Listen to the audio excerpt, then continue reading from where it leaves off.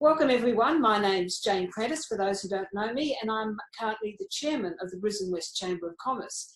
I'm delighted to be here today to welcome our newest member, Allana. Allana, it's great that you've joined, and I have to ask, at these difficult times, why have you joined the local Chamber of Commerce? Like any person of the public, any business person, I've had to pivot. So a lot of my networking events that I went to were obviously face-to-face.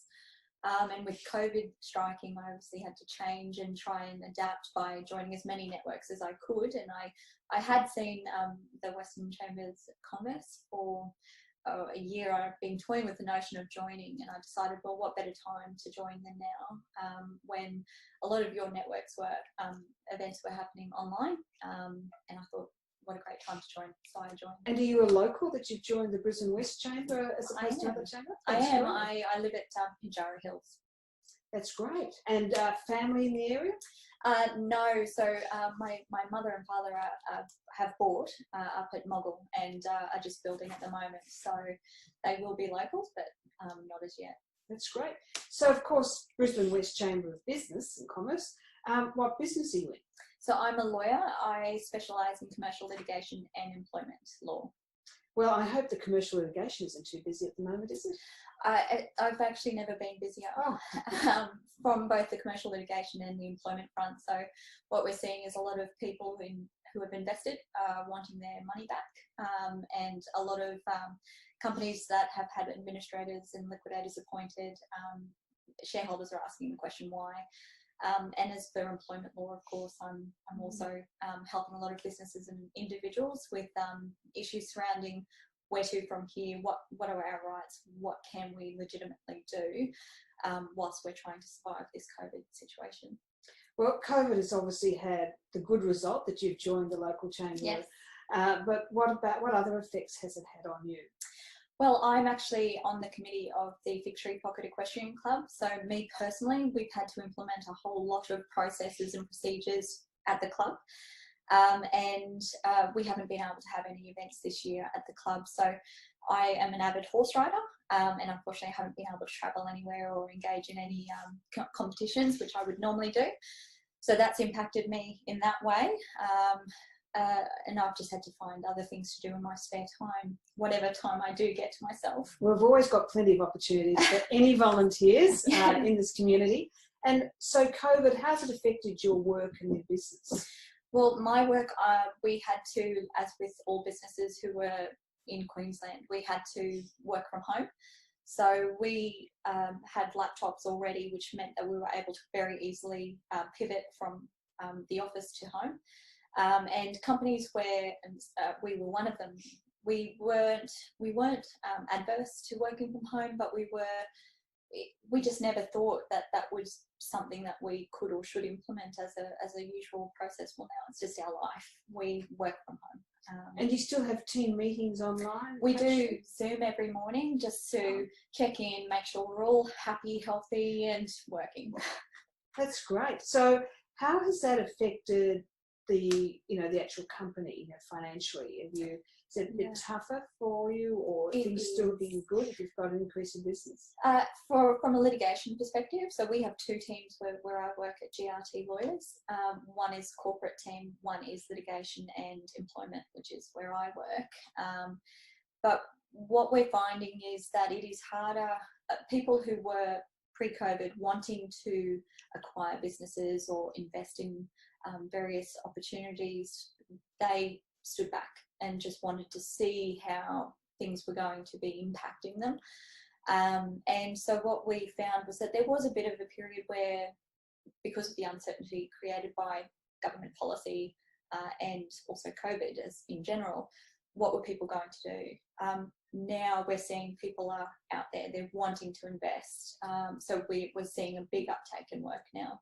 That's great. It is. Excellent. So how many employees does your company have? We have 15 employees. Oh, okay. So it's nearly COVID allowed. You could nearly have. We could, yeah. Too much. We have had to implement the spacing policies so that we are compliant with COVID procedures and policies. But other than that, yeah, we're actually quite a close-knit, smaller team. That's great. And do you think post-COVID, some of those practices you'll keep? Maybe some more working from home or flexible Yeah, I do believe so. A lot of the technologies we've implemented because of COVID will keep, and working from home. We've already been told from the partners that we're able to continue working from home for however long we feel like we would like to. And so, as a member of the Chamber, what sort of other members are you keen to meet? I'm keen to meet, I'm keen to meet anybody who has a business, who desires to make a business.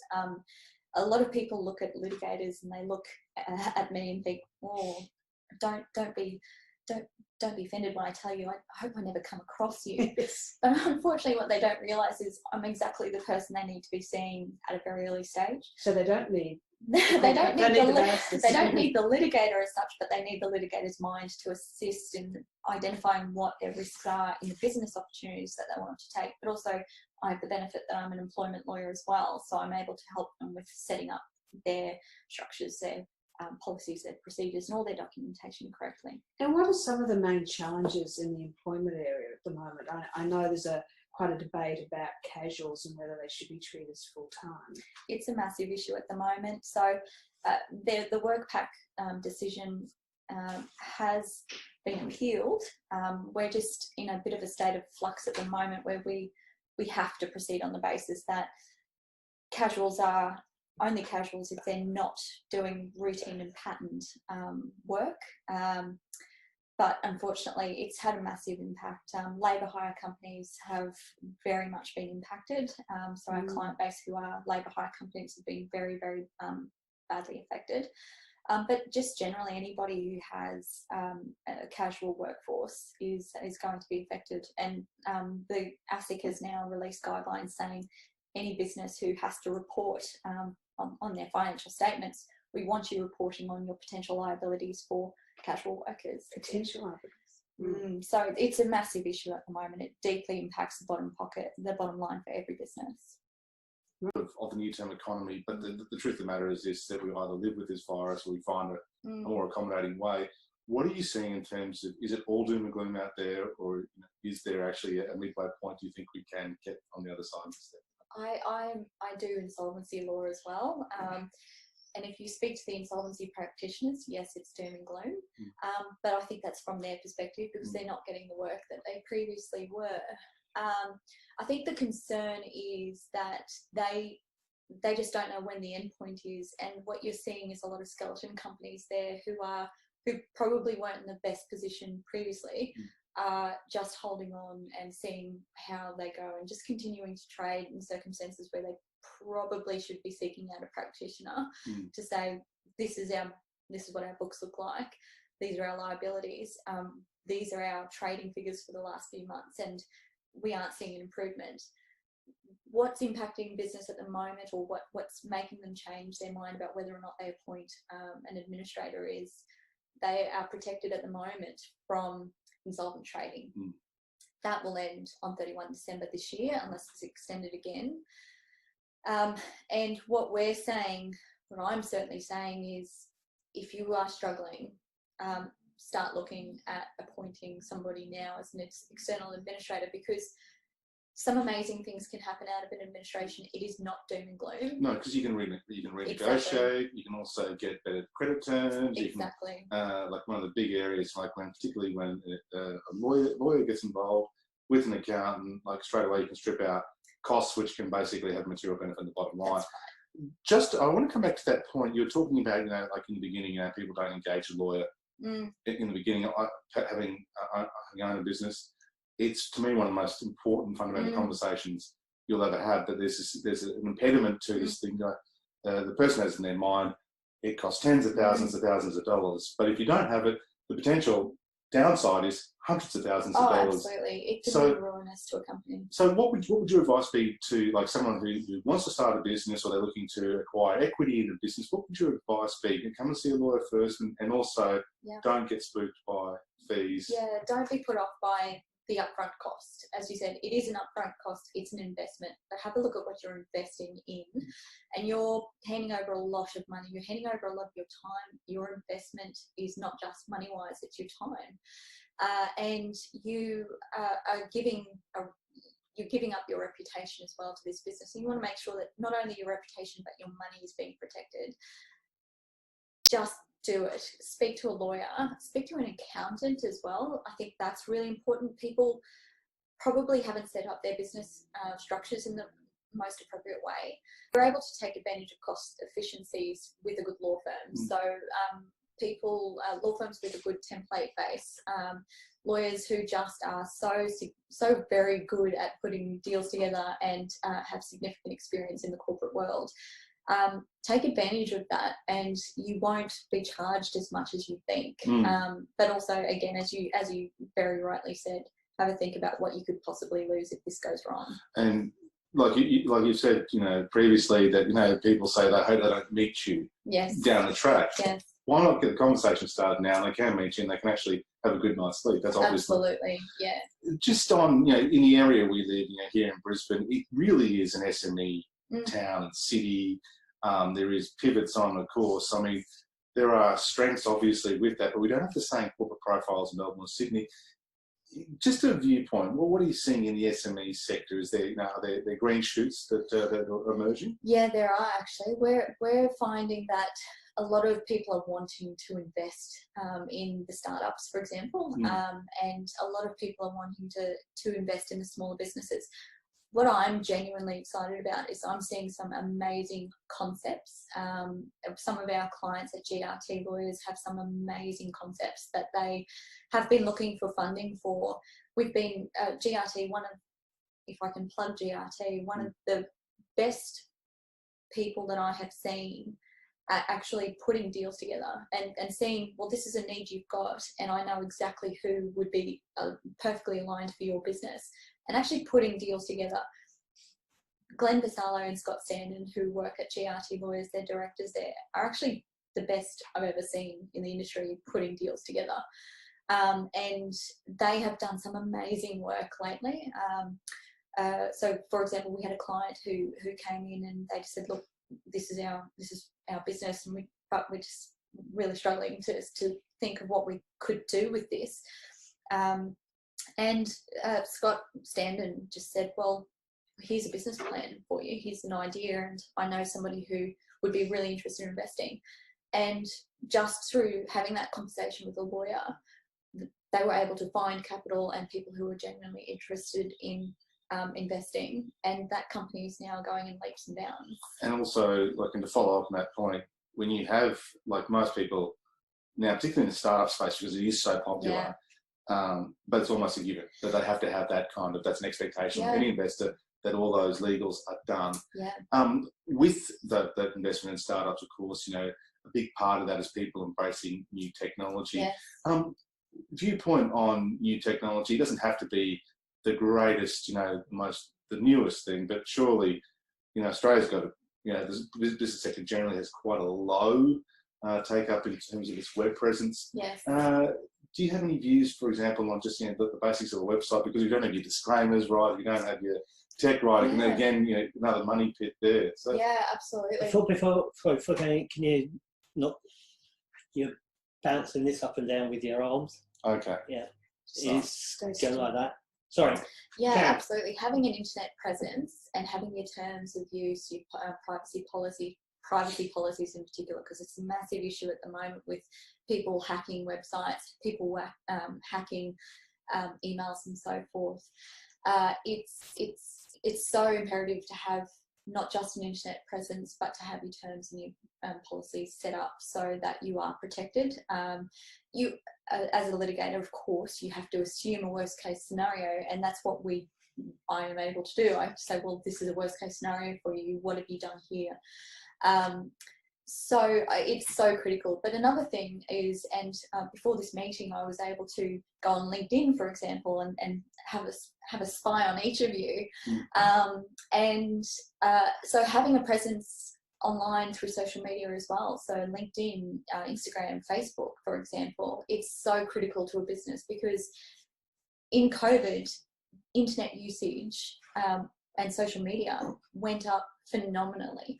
So you need to be taking advantage of the traffic. Where is that traffic focused? It's on the internet. It's on your social media platforms. So really get that implemented, and then have your documentations, your privacy procedures all set up, but also having appropriate policies and procedures with your employees to make sure that they aren't misusing your company reputation by, you know, putting personal posts out there, or, you know, misusing your company website. So if the advice to any small business, and particularly anyone now, is just get the legals, get the accounting, get the online, spend the time, make the investment, because it'll save you not only in the long run, but of course, you know, you set up that discipline, you know, to run the business properly. Absolutely. Because no doubt you'll be getting people who haven't done that, and the mop-up effort is expensive. Yes, sometimes I see when none of that is being done, and they sit there and say, well, I wish I'd have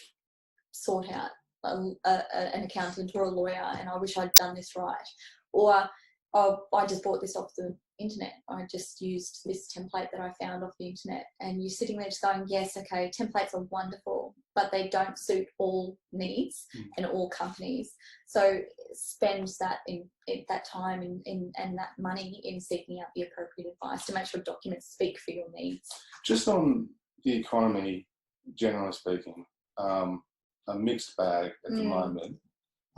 What's your view of the economy at the moment? Is it good, bad? Do you think, you know, do you think we will see a small recovery? Yes. So just on the economy, so what do you think? You're optimistic, glass half full, glass half empty? I'm optimistic. I think that we will see, as I mentioned before, a lot of companies have held off appointing administrators when they probably ought to have before COVID. I think that this will right itself. People or companies who ought to have gone into administration will go into administration. So you'll get a lot of false numbers when, you know, we start to see recovery. I think, though, overall the economy is going to recover reasonably well, but we just need to make sure that we've got some stable policies at government level to make sure that we are able to foster that economy going forward. I'm going to be a touch political here. We've got a state election coming up. I mean, what would you like to see articulated from the major parties concerning small business? I don't vote one way or the other. I look to see what policies are being implemented. And for me, from a small business perspective, just investing in small business and promoting that investment from a policy process. I suppose I would like to see some certainty around. We're talking state level, so I would like to see a lot more promotion, and we're starting to see it with government incentives for investing in small business as well. From a federal level, though, I think we desperately need some certainty around the employment sphere. Your casual workers, that needs intervention at government level. And I would just like to see just some certainty in these areas that we're just not getting it at the moment. What abolition of payroll tax? Look, payroll tax. It's a difficult thing to do. The economy needs assistance, but also the government needs to have money to invest. And where are you going to get that money? And obviously, the answer is through taxation. Personally, I'd like to see individual taxes lowered. What I'm seeing is, from my perspective, a lot of the incentives that were granted at state level, but also at federal level, meant that people who have, such as myself, who have disposable income, weren't getting the benefits of any of those incentives because I, together with my husband, was earning too much money. We have the ability to invest. We have the money to, for example, get some renovations done to our house, for which we would have used local business.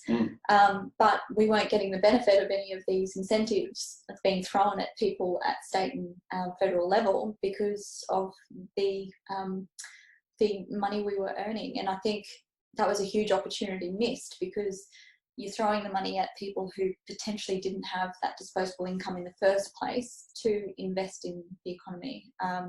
So I think from a state level, and from a federal level.